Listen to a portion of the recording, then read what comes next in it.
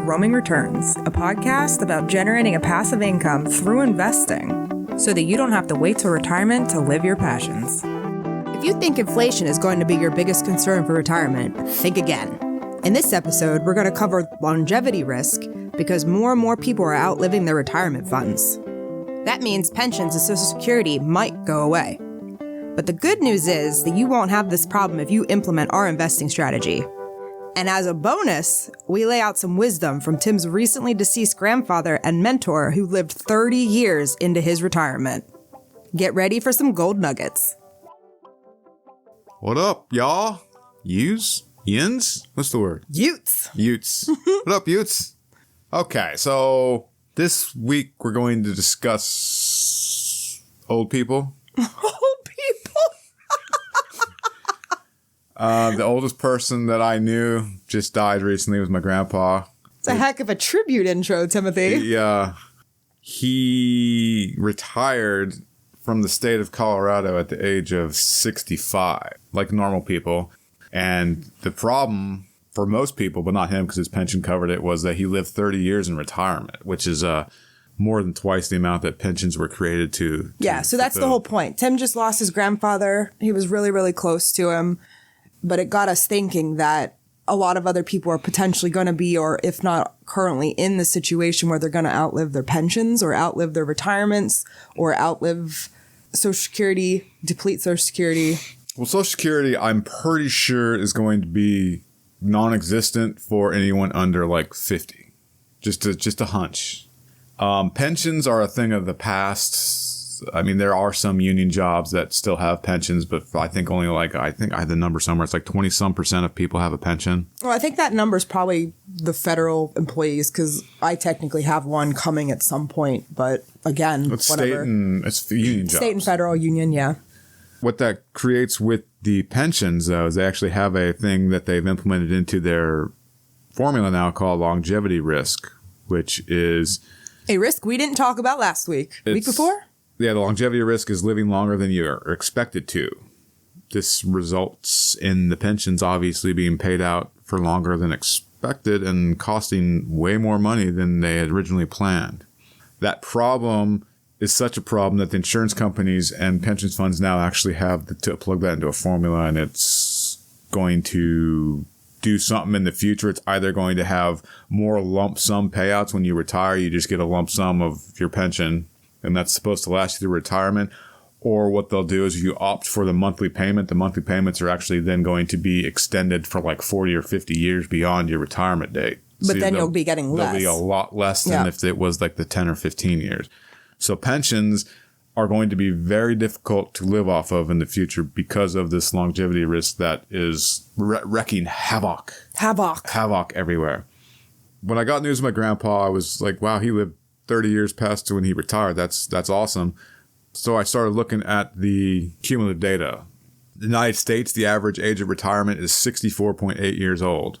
The expected years of retirement is 18 to 21. Pensions were created for 10 to 15 years. So already it's 3 to 6 years on average beyond what they were created for. Life expectancy is now 79.2 years, which then doesn't make sense because that's 15 years. So whatever, the math doesn't add up in the study I was looking at, but 79.2 years is the life expectancy.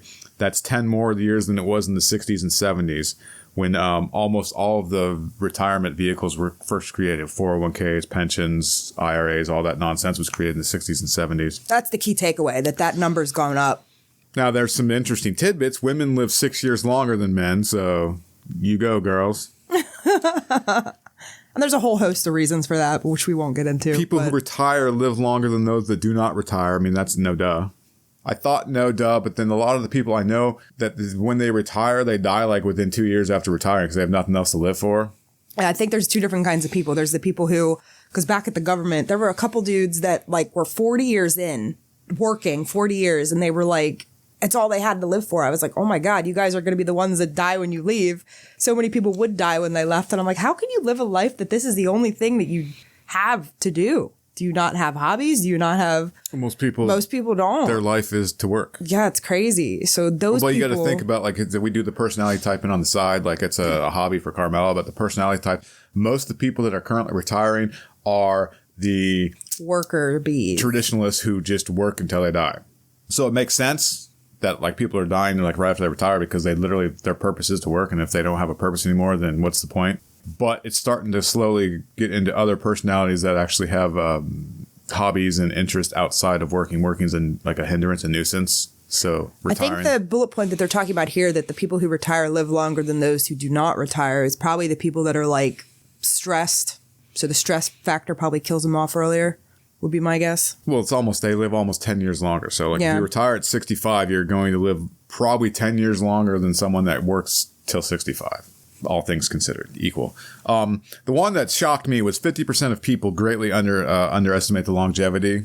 Like that's crazy to me. Like if you're 65, you underestimate how old you're going to be. I don't know. But that it makes a lot of sense, coupled with the fact that people fear that they're not going to be able to afford to retire. But at the same time, if you ask someone at 22 years old, what do you expect to, like, when do you expect to retire? And then when do you expect to die? I could see the number being off a lot. Yeah, because they don't know anything yet. If you're 22, I'm sorry, you don't know anything yet. The other point that I took out in all the studies I was looking at was the older you are, the longer past the 79 median life expectancy age you'll live. Basically. And I think that has to do with health stuff, because they say that like if men can get past their 50s, 60s without heart attacks or strokes or something, that's usually when they're in the green. I think that's where that comes from. But the biggest thing that I took out of all the studies that I was looking at was when you ask people what their biggest concern about retirement financing is, they said inflation. And that's not even close to true. It's actually life expectancy. Life expectancy matters way more than inflation when it comes to your retirement finances. Because if you live to be 95, inflation won't matter at that point because you run out of retirement money generally by the time you're like 75. So you have 20 years of like, what the hell do I do now? Inflation, whatever. Inflation has no meaning at that point. It's very interesting. Now we got some other data here. Only 22%. According to the Federal Reserve in 2022, 22% of people have the luxury of a pension. So that's what I was saying before. Pensions are on the way out. 401ks and IRAs are the new vehicle for retirement. Wait a second. I just heard something yesterday about pension bailouts. Did the government just bail out a whole bunch of pension companies? I don't know. Probably. It seems, it's possible. Like they will do anything to keep the baby boomers happy. That seems like ludicrous. Like, don't we have a big enough deficit as it is? And that again, strain on Social Security. I don't know. That whole thing doesn't add up right.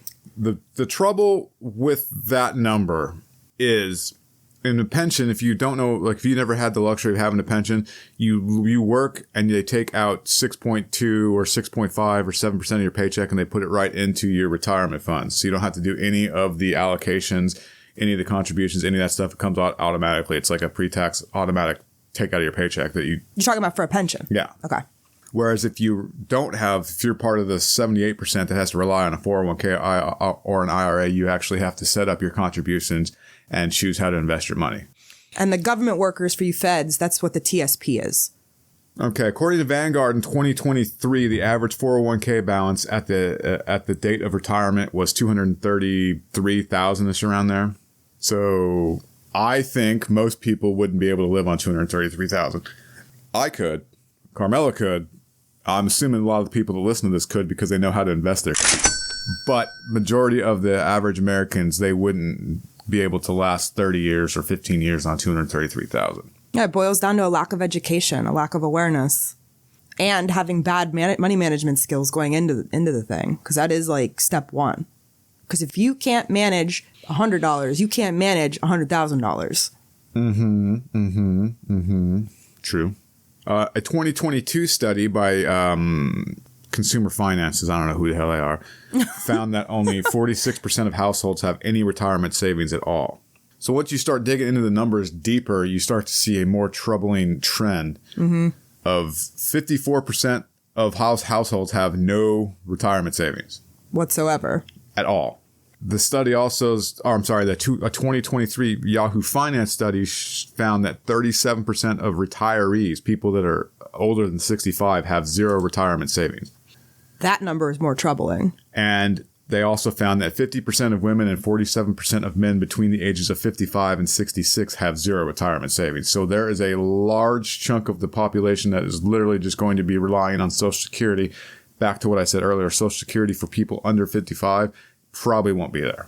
Or if it's going to be there, it's going to be a lot less. If you haven't done it, you go into Social Security and you put in your social number and it'll bring up like your estimated monthly payment if you retired today. That number is going to be much smaller because they're going to have to pay off 50% of people retiring's Social Security.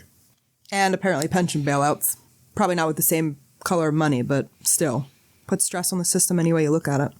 Those numbers are huge. The Yahoo Finance survey also found that from anyone that's working age, which would be 16 in some states, 18 in some states, 14 in some states, whatever the minimum is, 28% of all working Americans have zero retirement savings. And I went on the Social Security website and looked at what the average monthly payment for Social Security was in 2023. It's only $1,767 a month. So what we're getting at is a lot of people are okay.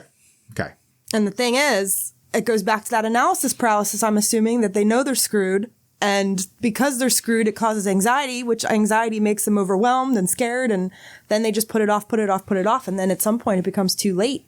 And then they resign to the fact that they have to live or work until they die. And that's why we've been beating the table about you have to invest. Get educated. Get invested early. As early as you can. Take advantage of compounding. You have to. If you're under 55, you should be investing. Go back and listen to the screener episode to get rid of some of that analysis paralysis. Invest early, invest often. Only 46% of households have any retirement savings.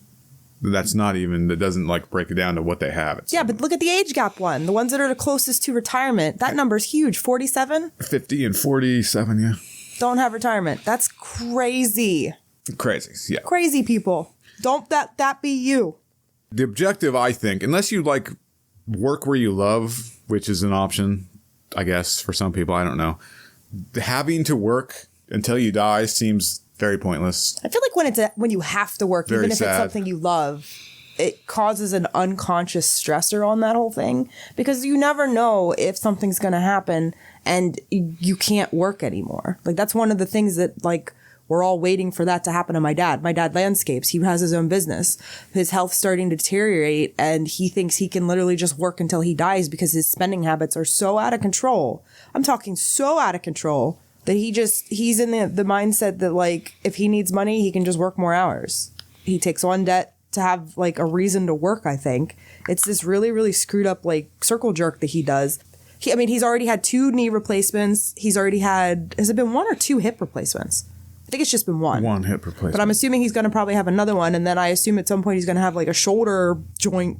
He's soon going to be a Terminator. Yeah, he's basically going to be the bionic man. And that man just keeps going.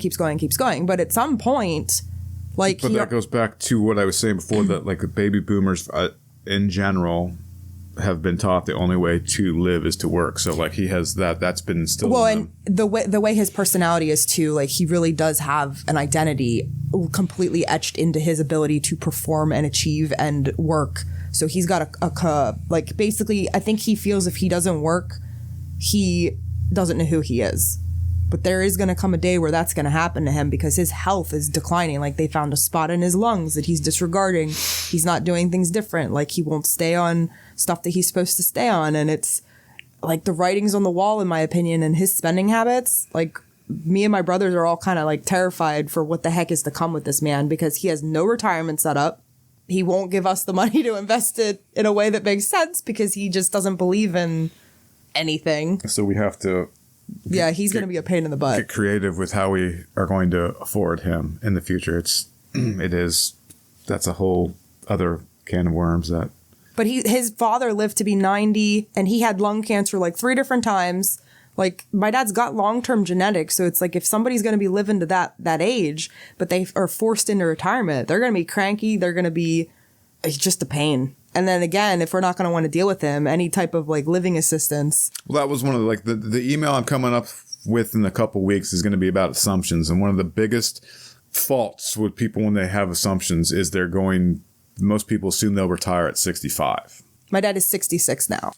And he has no desire to retire. That works above and below that age. There's going to be a portion of the population that assume they'll retire at 65 that actually develop health problems and stuff in their 50s that won't be able to work until they're 65. And it's also above that where there's going to be people that think they're going to retire at 65. They hit 65 and they're like, oh, I don't have any money to retire, so I'm going to keep working. So like that's the assumption email is going to be interesting. But that is one of the biggest misconceptions that people have is they'll retire at 65 or 66 or 67. And that's majority of the time, that's not the case. It's either earlier or later, just based on factors. What Tim and I keep trying to do with my dad is we're trying to get him to like wind down a little bit so that he can have some days off to give his body time to recoup, because he's still working like he's in his 20s. Like that man works 7 days a week, sun up to sundown. He just doesn't know how to quit. He doesn't want to quit. But I think he's starting to feel the toll. So it's like he needs to come up to some level of balance. Otherwise, he is really going to destroy his body and then have exorbitant health expenses in retirement with no retirement set up, which is going to be another one of a huge problem. Another one of the assumptions that I've encountered so far researching for that email is that people assume that their Medicare or their health insurance will cover their body breaking down when they get older, and Nope. most of the time it doesn't. So they're actually going to have these really extravagant health care bills that they don't plan on. And that's another thing that's crazy. My parents are dealing with my dad doesn't want to deal with admin crap, so he always is like, oh, just sign me up for this, whatever, this sounds good. So he gets those salesmen, and then they talk him into pretty much signing up for all this crap. And then when it comes time to his surgeries and stuff, they don't cover anything. So he's been paying into something that didn't do anything, and then he still has to pay out of pocket. So it's been... I mean, I feel bad for the boomers in a lot of regards, that they're just getting hosed right and left because it's like they don't know how to manage the negative expectations of other people. Well, there's something going on there for sure. Put your head down your entire life. Yeah. Those are the grindstone. It's very, very sad. And when it comes time to pick your head up and look around, you can't really do it. So like, oh my God, the world's changed around me. I don't know what to do. I'm going to keep working. Like that is my dad. One of the best illustrations of how like my parents and my grandparents trying to use Facebook and I know it's the internet and shit like that is hilarious. I'm not great, but I can navigate. And the generation after me, Carmela's generation, can like just do wonderful things with Facebook and the internet. So like that's just a prime example of how the generation that you were born in is going to dictate how like you interact with the technology, which is required to actually get good healthcare, which is required to actually pay most of your bills now because banks are all online and direct deposits and things like that. It's just fascinating. Like my dad still writes checks. My dad still... You've lived your whole life with cash and checks, but now it's cards. And now, like for me, I've lived my whole life with checks, cash, and cards, but soon it's going to be like cryptos and automatic wire transfers and stuff like that. Yep. So it's very like you have to adapt, and there's certain people that can adapt. But this whole thing kicked off with Tim's grandfather. I think Tim's grandfather had some good wisdom component. He had so much wisdom that he imparted to me. I refer to him as like my mentor, even though he never wanted to be one. He was the one that told me never live a life where you have regret when I got to be his age. So that's where I get my YOLO and my mentality of just, if I want to do it, do it. Rip it off like a Band-Aid. Woohoo! He also told me that to live the life I want my way. He didn't tell me how to afford that. So I guess that's like the beauty of being a mentor is you don't actually have to explain the nuts and bolts, just the general premise and let the person figure out how to get there. That works for some people. It worked for me. I figured out how to get my life to where I want it to be. And he taught me so much. Just be a better man than my father was. My father was a piece of crap. Family. One of the things he tried to teach me was family is everything, but we disagreed on that. Family can be everything, depending on the circumstances. If family is willing to accept the black sheep. Mm-hmm. Who have different mentalities, different strengths, different weaknesses than the rest of the family. I think he did a good bit of traveling, and he did have some form of health. Like he was out in nature. He was always out in nature. He was always traveling. He walked like we had cars, but he always would walk to the bus station. The bus station was like a mile or two from the house. He'd always walk to the bus station to go to work, and then when he came home, he'd walk back. His days off, he was always out tinkering in the yard, playing with flowers, playing with trees. We would travel all the time. We saw probably 90% of the United States just traveling. So he was big on nature. He loved nature. He wanted his family to love nature. Some do, some don't. I personally think the only reason my dad's gone as long as he's gone is because he is outside all the time and he does work, so he gets a lot of exercise. But I think if he didn't have that, because that man's like diet is terrible. He like sucks back bubblegum, Coke, like sugary. Now, the part that's fascinating that I just found out during the funeral services was my grandpa had an abnormal heartbeat. It was some defect in his heart, and he still lived to be 95. So... Well, that was what was crazy with my grandfather. He lived to be 90 despite the fact that he had lung cancer like 3 times. He had like missing fingers. He like didn't have hearing. He had all these other things going on, and he just was like... And when he died, like, I guess his tumor in his lungs came back rearing, and he just kind of had a weird pain, and they found it. And it was like ginormous, and he kicked off like fairly soon right after that. So I'm guessing that's a example of how to pay attention to your body, I guess, because anytime you had a problem, you go to the doctor would be like, oh, here's what's going on. I don't believe in doctors as much as he did, but he was okay with that. But it's still a body awareness. Whereas my dad, on the other hand, he basically like completely disregards the fact that he has pain because he comes from the mindset of no pain, no gain. Push through it. You're a weak person if you don't basically tough up. And it's like that, like if you actually have like a health condition, like he has a spot on his lungs, like what are you doing? I mean, that's why he's basically blown both his knees out completely. But they even couldn't believe he was even working on the knee deterioration that he had for as many years as he did. His first one, they had to get pre-approved because he was like below the age that they usually do them at because of wear and tear and longevity stuff. But like he was up and walking and going places and doing stuff like a couple of days after surgery. And some of the older people that he has as clients that have had those surgeries were like down and out for weeks upon months. Like my dad I don't necessarily think that's a good thing in some components, but it's good in others. Well. But the lack of health, he doesn't care about his own health enough, and that's his detriment. And we definitely had an episode talking about that. I think one of the biggest differences between your father and my grandfather is my grandfather had things outside of work. He had passions and joys and loves outside of work, and your father doesn't. He does not. Other than movies, but man. I know. He's like a movie addict. So, like, one of the things that he taught me indirectly was to have things you love. Find what you love. If it's basketball, basketball's killing me, but I'll still keep playing it. If it's riding the bike, if it's taking walks, if it's writing poetry, if it's reading books, if it's going to church, if it's volunteering, whatever, find passions outside of your everyday routine, and it gives your life more meaning. You'll live longer in your retirement years if you actually do have passions. Like that goes hand in hand. Absolutely hand in hand. I guess, but that's like one of the, I have a checklist that I learned from my grandfather, but then a checklist that I used what my grandfather taught me to create. And I actually have amended what he was talking about. The first one is you must decide the life you want to live, how you want to live it, and then live it your way. And that's exactly what we're doing. We're hoping to inspire you guys to do the same. The key part there is live it your way. Like, if you want to be a nomad, be a nomad. If you want to live in New York City and deal with all that funness, live in New York City. Whatever you decide that you want to do with your life, do it your way. And my brother's a really good example of this. Like, he's working for a government contractor, and he keeps getting deployed overseas to like combat zone. It is stressing him out. His health is starting to decline. He keeps going back. He just had a new baby now. I think his son's almost a year old.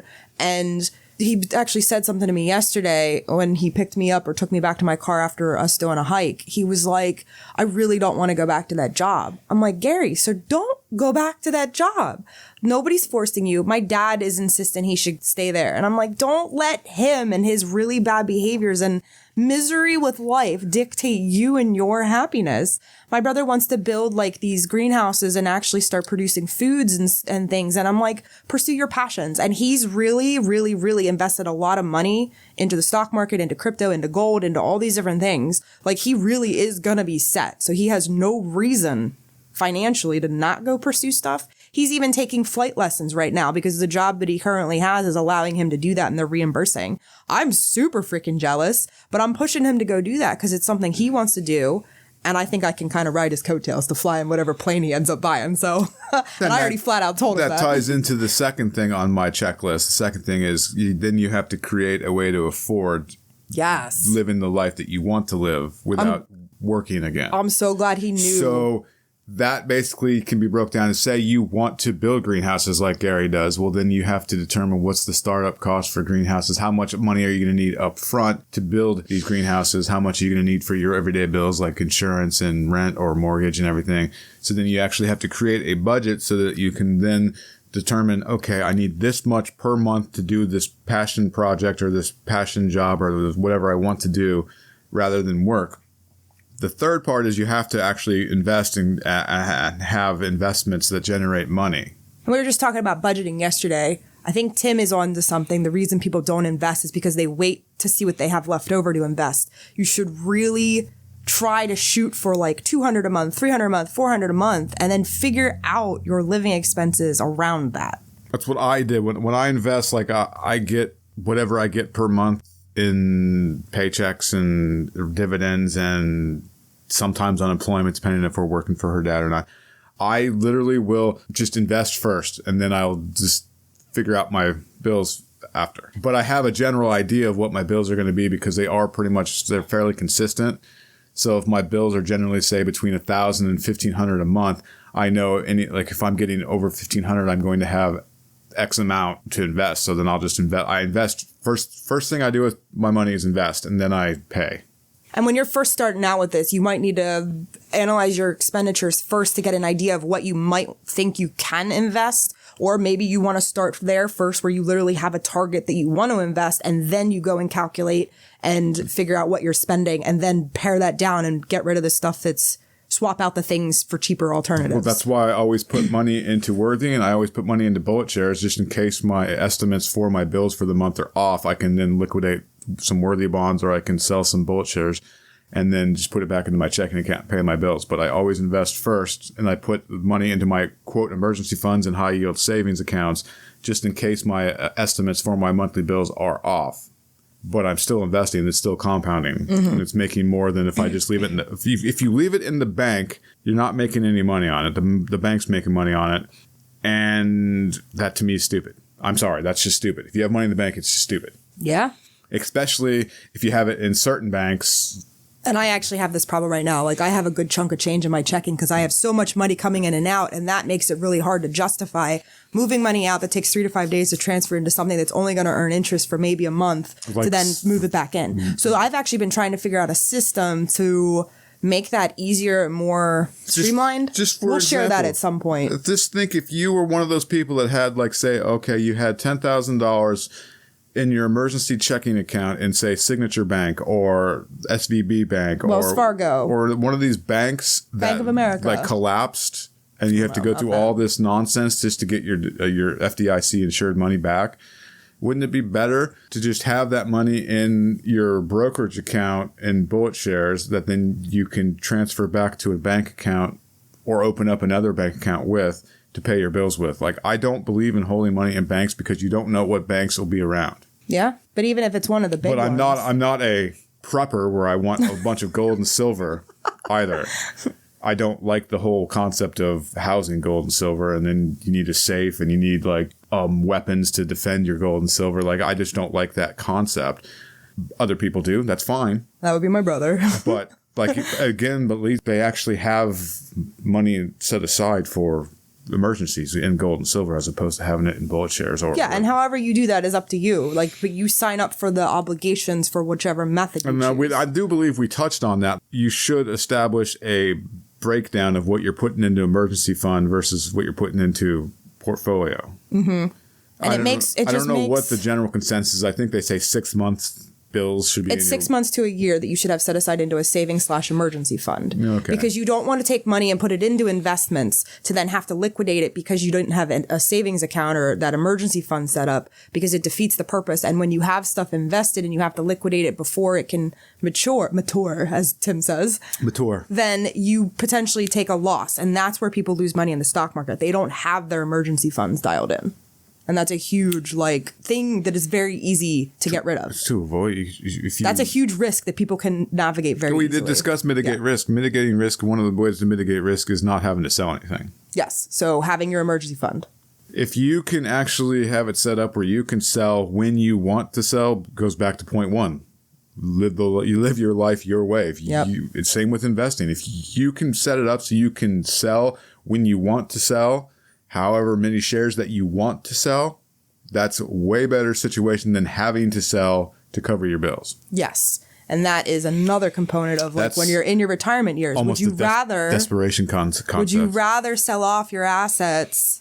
That's a huge problem that I have with most of the stuff I read about retirement. They don't really identify that the better option than selling stuff off each year to pay for your retirement is to invest in income stocks and then just collect dividends and maybe have to sell 1% of your portfolio if you've underestimated. Or if it's a weird year or if somebody cuts a dividend or something. But in the general consensus. But having to sell off stuff to afford living is stupid.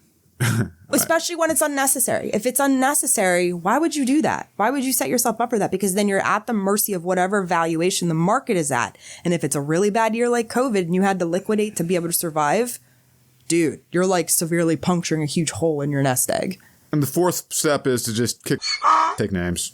Do whatever you want the rest of your life. But then I'm going to actually apply this to investing portfolio. So you must decide how you want to live your life and live your life your way.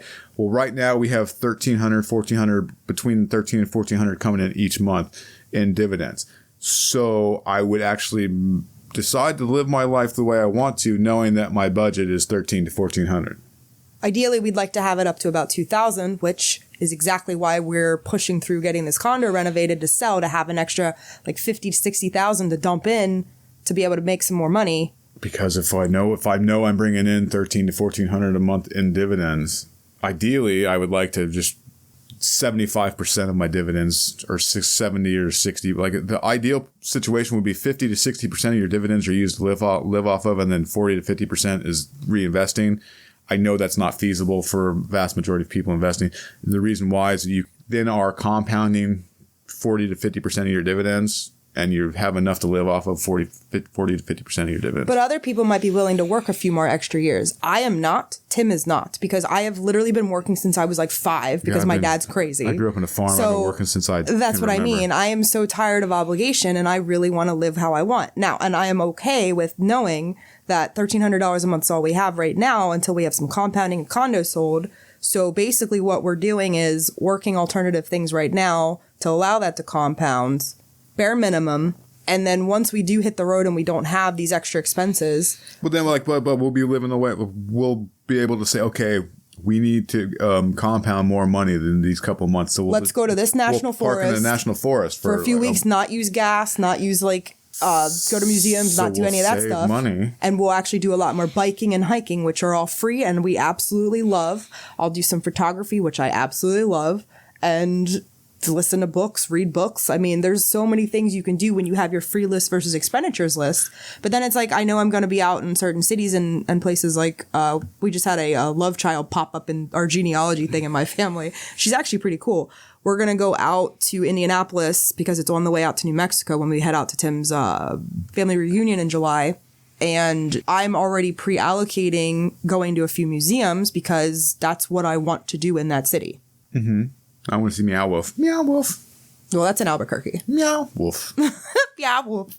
But I don't know, I feel like we're beating a dead horse sometimes, but you have to create a portfolio that has dividend increasers, growers.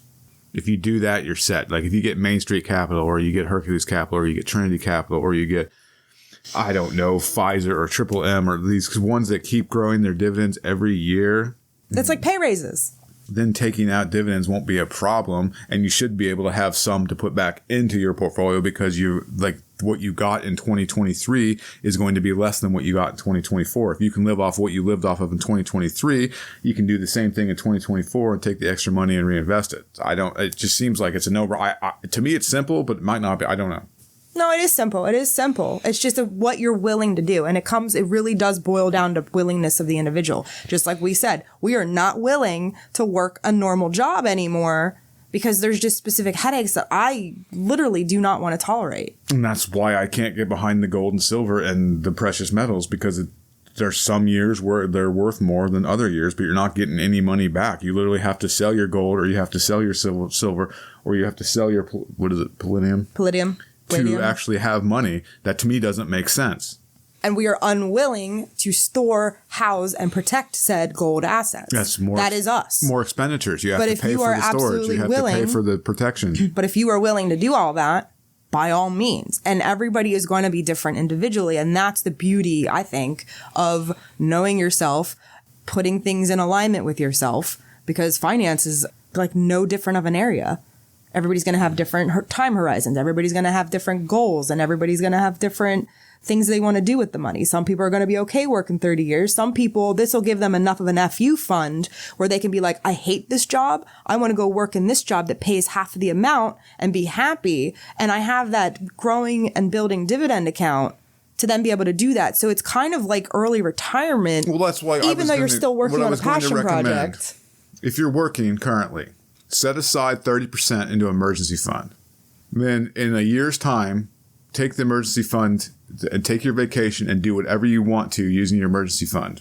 Once you get a taste of the life. Once you get a taste of like the freedom that comes with doing whatever you want, this will make more sense. You become addicted, and then it's harder and harder to come back to that job. It's harder and harder to come back to this life that you're living in, the conventional lifestyle. If it's not for you, it's so hard to come back. The more and more. And that was with us. Like, it just got harder and harder. And I was like, I can't do this anymore. We have to find an alternative. And the reason people I've heard a lot more people saying that old people are warning them off of retiring when they're 55, 60, 65, because they'll want to go back to work because they don't have anything to do. That's the lack of a purpose, passion project. You got to have alternate hobbies. You got to have things that you're interested in before you even hit retirement age. Otherwise, you are going to sit around twiddling your thumbs and be miserable at that point. That is not the type of life you want or situation you want to be in. You don't. Sounds like extrovert problem to me. Extrovert? Yeah. Oh, I think it's more workhorse problem. It sounds like an extrovert problem. I think extroverts could literally just go to karaoke bars and be completely set. That could be a hobby in itself. Or like nosy people. They can't be nosy when they're home by themselves and they have to go to work so they can be in everyone's... They're probably the ones that are like hanging out in the... Oh my gosh, I can't even tell you. Some of the places that we'd work with Dad, they would stalk the mailman. Like, I'm not even kidding. These old people would literally be like hovering in the windows. You'd see them poking out. And I'm just like, what kind of existence do you have to live to like be up in your neighbor's business, to be poking out windows, to be like sitting out on the porch watching everything? Every time we see it, I comment, I'm like, I can't get over how much they hate their lives. They have to be miserable. As soon as the mailman shows up, they have to go out to the mailbox. To me, like, we go weeks at a time without checking the mail. Yeah. Our mailman has to hate us for the other reason where we're like, why is our mailbox so full? I can't put any more crap in here. If that's the highlight of your day, checking the mailbox, damn. Right? Damn. That should never be the highlight of anyone's day. I know. But to finish this off, I found this awesome quote. This is probably the best quote ever about living life your way. Read it, Tim. Read it. I love it. Life should not be a journey to the grave with the intention of arriving safely in a pretty and well-preserved body, but rather to skid in broadside in a cloud of smoke, thoroughly used up, totally worn out, and loudly proclaiming, wow, what a ride. That is totally like our mantra, for sure. That is both of us. How you should live life. When your time's over, you should be like, I lived. Yep, I lived. And that actually, we're going to do an episode at some point about death, because this is one of the reasons people freak out about death. It's not that they're scared of dying. It's the fact that they're scared that they haven't lived enough yet. That goes back to what my grandfather told me. I think I was 12 or 13. I forget the exact age. We were sitting there on the kitchen table. He was eating a piece of bread with butter and drinking 7-Up. It wasn't. He had a 7-Up? He had a 7-Up that time. This was before the doctor told me he couldn't drink sugar anymore. So he had a piece of bread and butter and then a 7-Up. And he just goes, Tim, when you get to be my age, make sure you have no regrets. I was like, oh, that seems random. Okay, cool, man. Sure thing. But then I thought about it for like a week or two. And then the week or two became a month. And I was like, damn, that was actually really profound. Profound. Holy crap. And then I started to gradually implement it like into my life where I don't want to be 70 and have the regrets that I didn't hike the Grand Canyon or I didn't skydive, or I didn't take time for a hike up a mountain, or just sit in the wilderness and paint a picture, or whatever the case may be. I don't want to have any regrets. And the way to that lifestyle for me, which is why we actually created this whole thing, income investing for nomads, because the best way to do that for me is nomadic lifestyle, living in a van, just going wherever I want to go, doing whatever I want to do for as long as I want to do it. I know it sounds selfish, but to live a life with no regrets, you generally have to be selfish. And I can tell you, a lot of the older clients my dad has, when they'll actually start talking to us, they're always so, I don't want to say jealous, but they're so envious of the fact that we figured it out so much earlier than them. And they're like, wow, I wish I would have known that. Wow, I wish I would have done that. Wow, I wish I would have whatever. And that's like anytime you say, I wish I would have, that's actually a regret. That is a regret. That is stemming from a regret. It might not be a regret at the time you say, I wish I would have, but the more that you dwell on it, the more you'll determine, oh my God, I'm regretting not doing that in my life. That's what, anytime I wish is used, that's a regret. Pretty much anytime anything comes to my, like, if it's an option to do and I think about it and I want to do it, and then I'm like, well, maybe I try to rationalize out of it. I do this thing where I future project in 5 years, 10 years to my deathbed. If I literally put myself on my deathbed and it's something I would have regretted, I absolutely pull the trigger because I don't want that to happen. Like, no, thank you. And actually, I have a really awesome quote. I don't know if I've shared with you, but it basically says, you're never going to regret not mowing the lawn. Climb the damn mountain. I love it. That's like one of my favorites. Especially since my dad landscapes and I've been mowing grass since I was like able to walk. He taught me other stuff, but that's for me. That's private. It is. It's like well, I was watching the funeral because I couldn't actually go to New Mexico, which sucked. But I was like, oh, my one cousin like Zoomed the funeral and like listen to these people talk about everything that they taught him. He was masterful in that he taught everybody different things, but he taught them what they needed to learn. And that's a great mentor.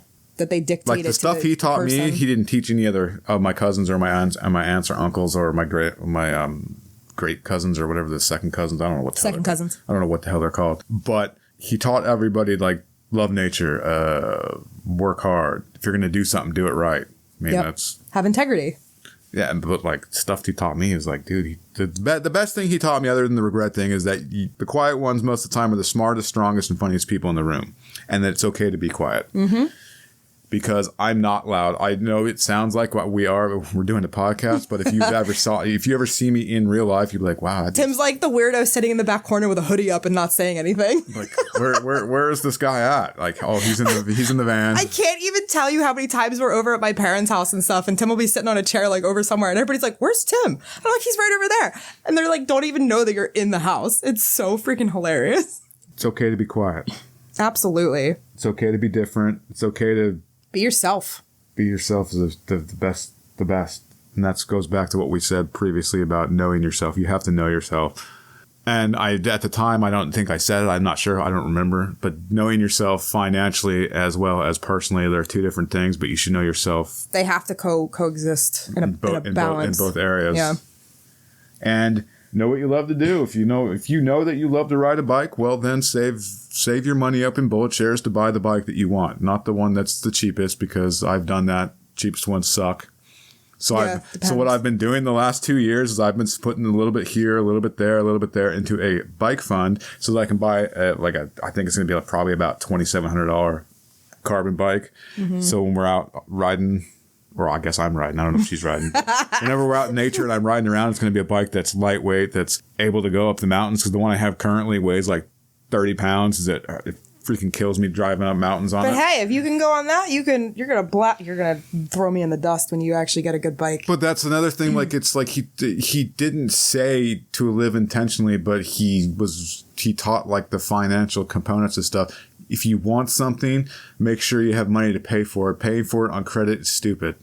So if you know you're going to want like a new car, you need to save up for the new car. You shouldn't buy a new car. It's like the worst investment ever. You should buy a used car, but that's a whole other conversation. Which we will do at some point. Like the worst investment ever in the history of humankind is new cars. Mm-hmm. And continuing to buy new cars. It's the only thing I know of that you buy it, and as soon as you own it, it's worth like 30% less. Yep. As soon as you drive it off the lot. That is insane to me that people are like, I need a new car. Like, really? Just buy a used one. You're saving 30%. It's like buying a stock that's overvalued. You can buy the exact same make and model, just a year older, for 30% less. I mean, damn. Damn.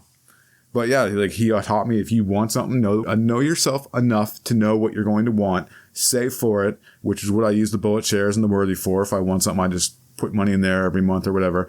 That way I'm getting interest while saving up for my whatever I want. And then I buy it. And then we live and we have fun and we have no regrets. That's one thing that I had to teach Carmela. Like when we first started going out, like I have fun with everything, and she was super serious, but she's gotten better about it. I mean, I had a half and half mode. It's just that I was so...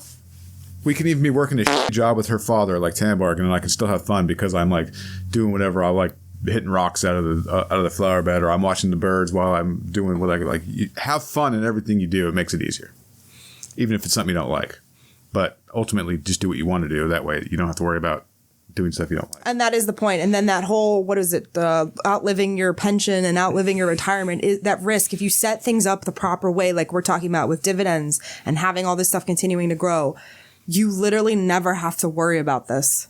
Ideally, every human should outlive their pension. Every human should outlive. And they should enjoy outliving their pension. Yes. It's one thing to, it's one thing to outlive your pension. It's another thing to actually enjoy what you're doing to the point that, I don't have any more money in my pension. Whoopsie daisy. We are proponents of the quality of life, not years of life. That's why. But if you have a portfolio where you have income stocks, it doesn't matter what your 401k or what your pension does, because that's just extra whatever you want to do money. Whatever you want to do money. Speaking of which, her crypto portfolio is smoking. Holy if you didn't listen to the cryptocurrency, I feel bad for you because you're missing out on... We were down 60%. Loads of money. Down 60%. Now I'm up like 30%? She's up about 20% of what she put in. So she's gained like 80% in the last, I want to say 9 or 10 months. It's insane.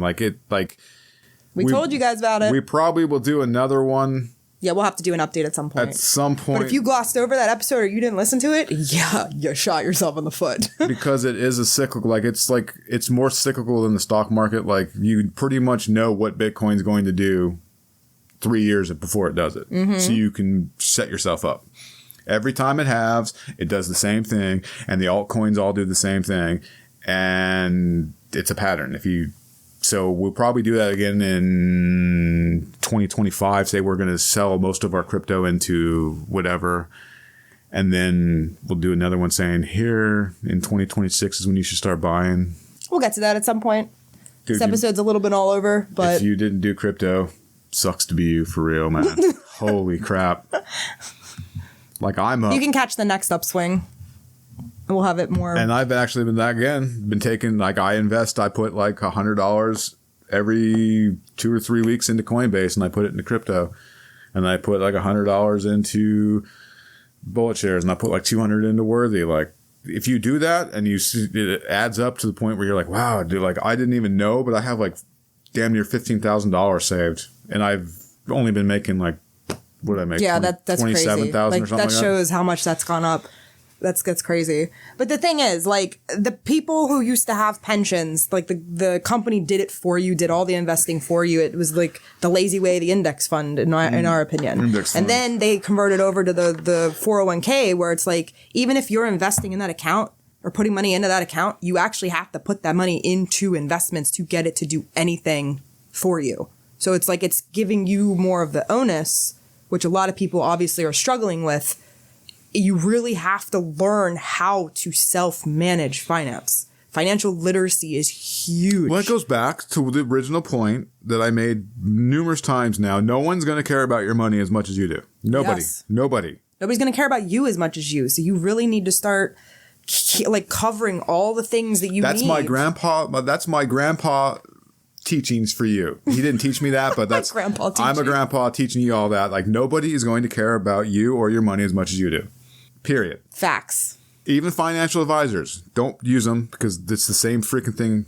They don't care. The more you outsource, the more fear you're going to have. So if you are trying to get rid of that analysis paralysis and anxiety, like you got to learn this stuff. You really do. No, it's what we've been trying. We've been trying to teach y'all. So Yens, Utes. Yeah, oh my God, is that how you're going to wrap up? That's it. All right, so next week, I think we have the Dividend Aristocrats. Next week, we're going to do economic moats because it's going to be a two-parter. It's going to be economic moats, and then we're going to do aristocrats, achievers, kings, and all that in the week following that because they kind of go together. Most of the time, majority of the time, if it's a dividend aristocrat, it has an economic moat. So I'm going to do economic moats first, and then we'll do the list of the achievers. Oh, that's right. We did talk about that. I forgot. And I'll give you a few examples of ones that are good values that pay a dividend that increases every year. So what we just talked about where you should have dividends in your portfolio or stocks in your portfolio that increase their dividends every year, it's coming. And you'll see why, because next week will be the reason that they're doing that is because they're a moat. Like they can do whatever the hell they want because they have no competition. Yep. A moat's a different way of saying monopoly. They have, a moat, a monopoly. They have no competition, meaning they're the forefront runner. They're the big cheese. All right, y'all. So next week, economic moats. I would tune in for that for real. That's super important. And again, start thinking about what you really want to be doing with your life. And that's why, like, I know I mentioned it before. Like, when I first talk to an individual, the very first thing I ask them is, "Money's not an option. What would you be doing?" And if you have no idea, go back to that love episode on February 13th or 14th, and think about what you love, and then start adding more of that stuff. You'll start wanting to get rid of the stuff you don't like. Yep. If you ask yourself that question, you write down stuff. That if money's not an option, what would you do with your life? That right there is your passion projects. If money wasn't an issue. All right, guys. Thanks for tuning in. See you next time.